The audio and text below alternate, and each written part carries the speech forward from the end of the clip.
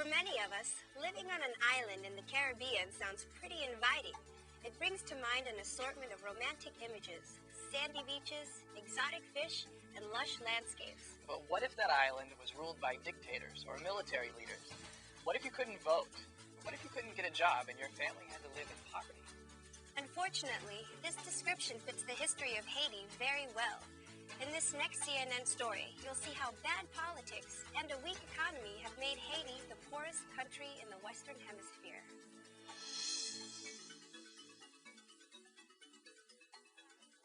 Most of Haiti's people trace their ancestry to Africa, slaves to the French through the 18th century. Haiti's earliest heroes fought the French and won independence in 1804. But governing was a problem. The eastern part of the island broke away to become the Dominican Republic, and there were ethnic conflicts between black and mixed-race Haitians.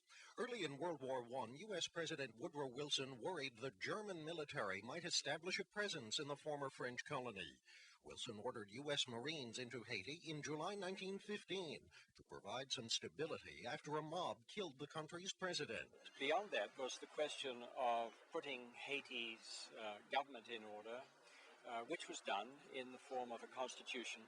Assistant U.S. Navy Secretary Franklin Roosevelt had a hand in writing that document. He would become president before the troops left Haiti 19 years later. Many Haitians don't like what followed.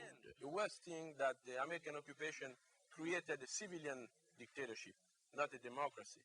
When the American left, the Haitian president, Stenio Vincent, democratically elected, turned into a dictator.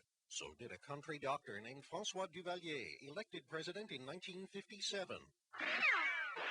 In 1965, the U.S. government sent troops to the neighboring Dominican Republic to prevent the return of a left-wing president. By that time, with the help of a private army Haitians called the Tonton Macoute, or bogeymen, Duvalier had made himself president for life. 19-year-old Jean-Claude Duvalier took over when his father, Papa Doc, died in 1971. They were dictators, they were ruthless, they were not communist, and we objected somewhat to their policies but did not intervene. By the mid-1980s, there was already a steady trickle of Haitians trying to get out of their country and into the United States. Baby Doc's 15-year rule was less repressive than his father's, but popular resentment and a cutback of U.S. aid forced him to flee to France in 1986 with United States help, after his promised reforms didn't go far enough. Happy Haitians danced on a coffin torn from his father's grave. But political chaos quickly returned. Attacks on polling places in November 1987, with police and army participation, delayed planned presidential elections for 2 months. 2 more generals took power in the next 2 years. An interim civilian president organized free elections at the end of 1990. A Roman Catholic priest named Jean-Bertrand Aristide won the presidency, but voters did not give his left-wing National Front for Change and Democracy control of the legislature. A month before Aristide was to be sworn in, a group of army officers almost took over the government. Aristide finally began his 5-year term in February 1991, but 8 months later, 3 generals led a violent coup that forced him into exile. Other countries in the region reacted sharply, cutting off trade with Haiti, trying to negotiate Aristide's return. The economic squeeze made life even more difficult for people in the region's poorest country, prompting thousands more to risk an ocean voyage for the possibility of a better life in the nearby United States. That became a U.S. presidential campaign issue, with the Democrat challenging the Bush administration's policy of rejecting most Haitian applications for asylum. He said that the Haitians were economic refugees. I believe the Haitians had a compelling case to be treated as political refugees. Bill Clinton won, but continued to send most Haitian boat people back to their country, while tightening the economic screws to force the military government out. In July last year, Aristide signed a United States brokered agreement that would allow him to return to Haiti by the end of October. Signing separately, the frontman of the military government, General Raoul Cedras, agreed to retire. Haiti's legislature agreed to Aristide's appointed prime minister, and the UN Security Council suspended its oil and weapons embargo. But Cedras did not agree to Aristide's proposed amnesty and refused to step down. after paramilitary government supporters chased a United States military transport out of the capital's harbor, the international community blocked almost all commerce with Haiti, while authorizing the United States to lead a military force against its de facto government.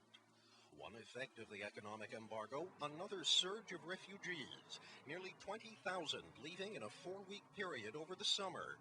Almost all ended up at a camp in Cuba or on a U.S. Coast Guard boat taking them back home. Deux petits mots en créole. Now, Haiti's interim president, drawn as was the last one from the Supreme Court, is talking of new elections. So is the elected president, with a promise that he won't run again in elections due next year near the end of his term. The true test of a democracy is its second free election when power is transferred freely and constitutionally. But with the generals refusing to leave, and with Haiti in some ways as chaotic as it was when the United States decided it needed help in 1915, when brutality occurs close to our shores, it affects our national interests, and we have a responsibility to act. Last-minute diplomatic action appears to have worked out a peaceful transfer of power in Haiti, but with help from an international military force. And so, after years of U.S. vessels delivering Haitians back to their own shores, the latest flotilla is delivering strangers in uniform, not for the first time. Mark Leff, CNN, reporting. It remains to be seen how much progress Haiti will be able to make now that democratic reforms have a chance. 2 centuries of oppression and poverty will not be easy to fix, but Haiti and the world remain hopeful.